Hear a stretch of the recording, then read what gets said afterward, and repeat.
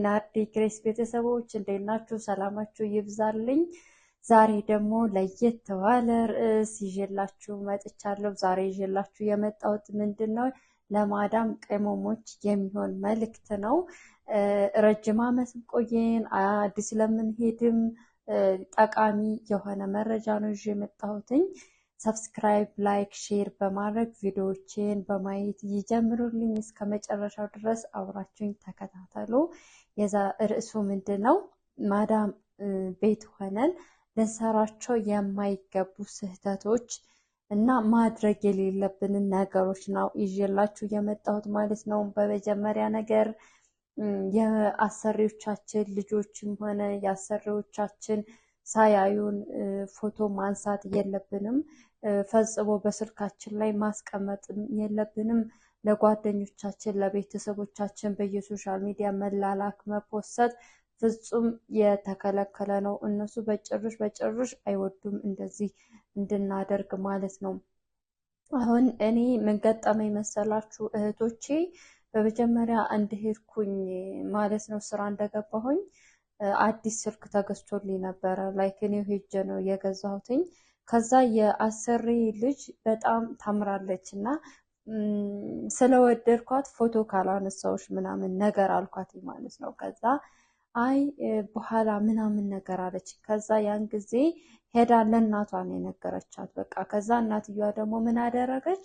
ቀጥታ ለቢሮ ደወለች እና ልጆቼን ፎቶ ካላነሳዋችሁ እያለች ነው አለች ማለት ነው። ቢሮ ደወላ። ከዛ ከቢሮ ወደ እኔ ተደወለልኝ። ለምንድን ነው ልጆቹ ፎቶ እናንሳ የምትዩ?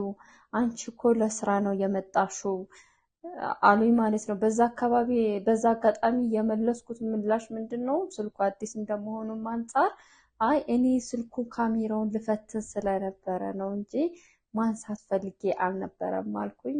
ያው ጥሩ ሰዎች ስለሆኑ ነገሩን አልተካረረብኝም። እግዚአብሔርም ሲረዳኝ በዚህ አለቀ ማለት ነው። እና መጥፎ የሆኑ ሰዎች ስልክ ይቀማሉ፣ በሐሰት ያሳስሩናል፣ ሊያስመሰክሩብናል።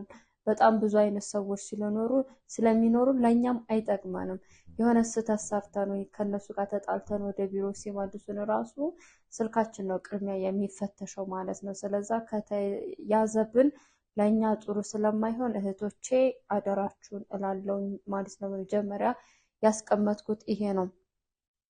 ሁለተኛ ነገር ደግሞ እዛው የማዳሞችን ቤት የልጆቿን ጎርፋ የሷን ጎርፋ እኛ የምንተኛበትን ጎርፋ መጥበሁን ሁሉ ነገር ቀርጸንም ለሚዲያ መልቀቅም ሆነ ማሳየት ለጓደኞቻችን ቪዲዮ ለቤተሰቦቻችን ማሳየት የለብንም። ቤቷ እንዲታይባት አትፈልግም በቃ።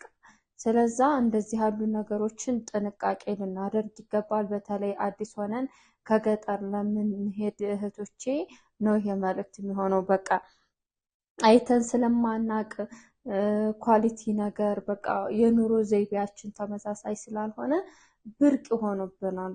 በዛ ጊዜ ወይ ሶፋው ላይ ቁጭ ብለን እነሳለን፣ ወይ ሶፋው ላይ ቁጭ ብለን ቪዲዮ እናወራለን። መጥበሁ እንደዚህ ነው ምናምን እያልን እናወራለን። ይሄን በጣም የተሳሳተ ነው እህቶቼ። ለኛ ለስራን የወጣኑ የሰው ቤት የሰው ነው። በእኔ ቤት ምን አገባሽ እስከ ማለት እስከ መጣላት ስልክ እስከ መቀማት ብዙ ጉዳት ስላለው ይሄንን አታድርጉ። ከዚህ ነገር ተቆጠቡ እላለሁ። በሶስተኛ ነገር ደግሞ አሁንም የአሰሪዎቻችን የማዳሞቻችን አንዳንዶቹ በጣም ጥሩ ናቸው። አንዳንዶቹ ደግሞ ላይ ገና ስትገቡ ጥሩ ማንነት አያሳያችሁም ማለት ነው።